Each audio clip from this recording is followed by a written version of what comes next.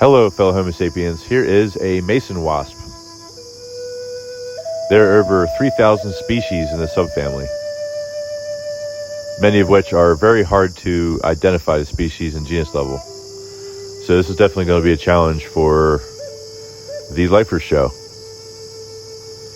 Our goal is to identify as many species and subspecies as we can. This subfamily is a very diverse group of insects. Truly remarkably beautiful. I just thought I'd share